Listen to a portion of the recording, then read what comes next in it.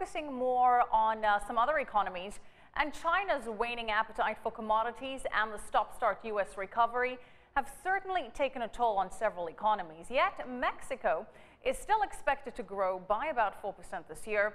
Now, a big boost for Mexico comes from the money that Mexicans living abroad send back home. In the first half of this year, those funds rose 6% to almost $2 billion. Velton reports from Mexico City. This candle burns for a mechanic in Midwestern USA to keep him safe while he works to send money back home. Julieta's his wife. She gets about $150 every 2 months or so, but remittances have a habit of going up and down.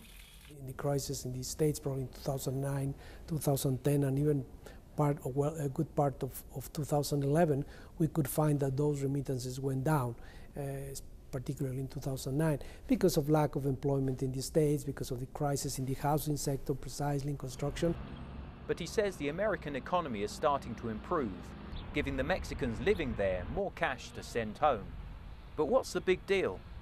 In terms of our GDP, in terms of the size of the economy, it is not that great. It is about 2.5% of GDP. But they're still Mexico's main way of getting dollars, apart from selling oil. And remittances matter at a human level. Like many people in Mexico, Julieta depends greatly on the money her husband sends. For example, it pays for the electricity, which powers the television, which lets her and her grandchildren watch the soap operas. Julieta says so far her grandsons have no dreams of one day going themselves to work in the US. And migration from Mexico to America is now said to be at a standstill. But even so, remittances are on the up, although Julieta says hers have in fact been going down. I talk to my husband on the phone, but there's no way to judge what he says. I either believe him or I don't. A bit like in the soap operas. Velton, CCTV, Mexico City.